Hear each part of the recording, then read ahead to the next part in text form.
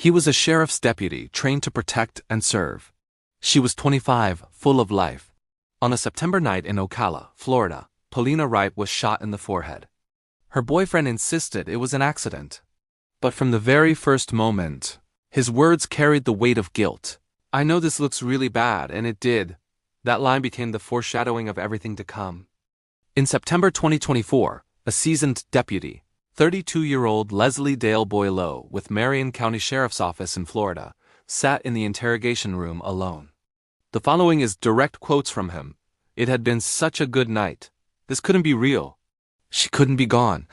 Polina was a kind soul, and we should never have been doing what we were doing. It feels like a nightmare. Please, God, bring her back to me. I love you, Polina. I'm so sorry. I knew better, and I should never have let this happen. I don't even know how it did. I just want to see you again. We were having such a good night together." Was this the aftermath of a tragic accident, the result of reckless negligence, or the shadow of something far more sinister? For detectives, the distinction mattered. For Boileau, every answer would determine whether he walked out as a man who made a mistake or as a man branded a criminal. Leslie Boileau had spent 8 years serving with the Sheriff's Department, once regarded as a model deputy. Back in June 2017, he was even honored with a Medal of Commendation after saving a young boy's life. But now, that reputation was unraveling. Only hours earlier, Boileau had placed a frantic 911 call, insisting he had accidentally shot his girlfriend while cleaning one of his rifles after a night of drinking. When officers arrived, the scene was grim. 25-year-old Polina Wright sat lifeless in a chair, a single gunshot wound to her forehead. A 9mm pistol lay across her lap, while a rifle rested on the kitchen table. And the first words Boileau offered detectives cut through the room with chilling honesty. "I know this looks really bad." Polina Wright was born on December 31, 1998, in Russia. Polina and her twin sister Julia, along with their brother Gregory, were adopted from Russia in 2004. After finishing Citrus High School in 2018, she pursued her education at the College of Central Florida, earning an associate's degree in accounting. She worked diligently as a bookkeeper before relocating to Ocala in 2021, ready to begin the next chapter of her life. Polina's ambitions stretched far beyond her current work. She was preparing to start a new position as an optometrist technician, with plans to return to school and train as a radiology technologist.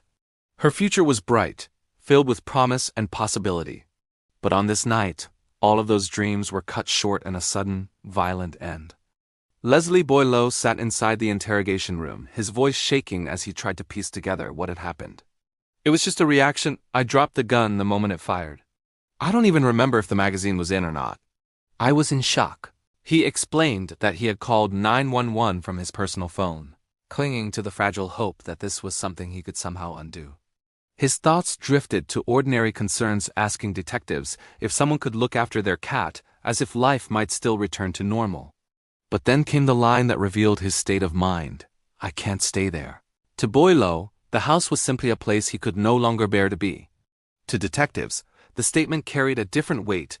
It was the home they now viewed as a crime scene, and the place he would never freely return to again. To Leslie Boileau, the interrogation still felt like a conversation he might eventually walk away from. In his mind, he pictured going home, deciding where to sleep for the night, maybe even slipping back into his own bed. But the detectives weren't concerned with his living arrangements. They were focused on building a case. This was a deliberate strategy. In interrogations, investigators rarely tell a suspect outright that they won't be leaving. The moment someone realizes jail is inevitable, they often shut down, demand an attorney, or stop talking altogether. By allowing Boileau to believe freedom was still on the table, detectives kept him engaged, calm, and willing to keep the conversation flowing, exactly what they needed. At one point, the lead detective stepped out, not to rest, but to walk the crime scene himself. The purpose was simple yet critical: to see if Leslie Boileau's account aligned with the physical evidence. This wasn't about speculation. It meant examining the placement of the firearms, the chair where Polina had fallen, the spent casing, and every trace detail that could either support or dismantle his story. When the detective returned, he carried more than Boileau's words. He carried the weight of what he had just seen. He pressed again, narrowing in on the timeline. "You said you went out to Los Magos Mexican restaurant around 7 o'clock? Boileau hesitated, fumbling over the details. He admitted he wasn't sure of the exact time, only that it was dark when they left. He recalled driving back in his truck, arriving home somewhere between 8 o'clock and 8:30. The football game had already begun when they returned home, but instead of watching, Leslie Boileau and Polina sat at the table and turned their attention to the firearms laid out before them. Boileau took the left side, where a green cleaning mat was spread, while Polina sat opposite him. According to Boileau, the evening started innocently. He was showing Polina how to clean his rifle, passing her pieces, letting her handle them, while he worked on others. She was curious, asking questions, eager to learn, and he guided her through the basics. When the rifle, a Daniel defense, was reassembled, Polina held it and even dry-fired it a few times. Boileau remembered switching on the red dot sight to demonstrate how it worked. He claimed he was preparing to put the rifle away when Polina reached for his 9mm pistol. At that moment, Boileau admitted the rifle still had a magazine inserted, though he insisted no round had been chambered. Polina began waving the pistol, so he said he unloaded it for her. She dry-fired the handgun, while he turned back to his rifle. He confessed that he dry-fired the rifle once, and then, on the second attempt, the shot went off. When questioned later, Leslie Boileau's recollection faltered. He couldn't say for certain whether he had unloaded the rifle before dialing 911. What he did insist was that, by the time officers arrived, the magazine was no longer in the weapon. But his memory was fractured, clouded by shock and contradiction. For investigators, those gaps mattered. In cases like this, the smallest detail, the presence or absence of a magazine, the position of a casing can mean the difference between an accident and a crime. And Boileau's uncertainty only deepened the suspicion that his story might not align with the evidence. Leslie Boileau tried to defend himself. He explained that Polina had often seen him carry firearms and wanted to learn more about them. He insisted that nothing dangerous had ever happened before, no close calls, no safety issues. This just happened to be the one, he murmured, almost as if trying to convince himself. Detectives asked him how much he had to drink that night. His answer was simple: just 3 margaritas. But isn't that negligence? After all, who starts handling guns after 3 margaritas? But even more telling was his own admission. He said more than once that after drinking, he got sloppy. That wasn't just a casual remark, it was a warning sign. A sign that what happened wasn't random, but the predictable result of mixing alcohol with firearms, his own word choices. "We play around with that," Boileau told detectives, referring to the pistol drills he and Polina did together. But those words, "play around," would echo later in court, a chilling reminder of how quickly casual habits can turn fatal. Detectives pressed for details, even asking for the passcode to his phone. Boileau handed it over without hesitation, still clinging to the hope that this was all a misunderstanding that could somehow be cleared up. He asked to call his father, worried about their cat, and even wondered aloud if he might return home that night. But then reality arrived in the form of an orange-striped jail uniform. When the detective walked back and carrying it, the message was unmistakable. Boileau's night wasn't ending at home, it was ending in custody.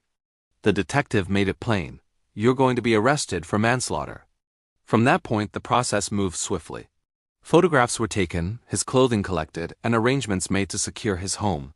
Boileau asked if his parents could access the property, if he might keep his phone, if he could call his father one more time. But the truth was unavoidable: his freedom was already gone. Following the interview, Leslie Boileau was formally charged with manslaughter. He was immediately dismissed from the Marion County Sheriff's Office and booked into jail. His bond was set at $30,000, which he later managed to post. The Ocala police chief, Mike Balkin, issued a statement of sorrow. "We are deeply saddened by this tragic incident. Our thoughts and prayers go out to the victim's family and loved ones during this incredibly difficult time." The community's reaction was divided. Some expressed sympathy, recalling Boileau's years of service and past commendations. Others focused on the stark reality that in one night he had taken his girlfriend's life and destroyed his career. By June 2025, court documents confirmed a hearing date of September 18th, when jury selection and trial scheduling would begin. The stakes were enormous. His fate now rested in the hands of a jury.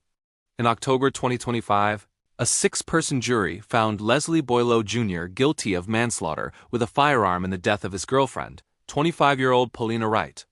In November 2025, Judge Timothy McCourt sentenced Boileau to 25 years, 8 months, and 20 days in prison, matching Polina's exact age at the time of her death. At sentencing, Boileau offered an apology, calling himself complacent, prideful, and arrogant. Julia Dawson stood in court and delivered a victim impact statement that cut straight to the heart of her loss. "Half of me has died." Leslie's brother, David Boyle, offered his condolences to the Wright family, saying their loss was immeasurable and that his heart grieved alongside theirs. In the end, this case was defined by tragedy. A young woman's life was lost, and a deputy's future forever changed. To Polina's family, it was an immeasurable heartbreak. To investigators, it was negligence. And to Leslie Boileau himself, it was a tragic accident, one moment of carelessness that could never be taken back. Thank you for watching. Please like, share, and subscribe to the channel.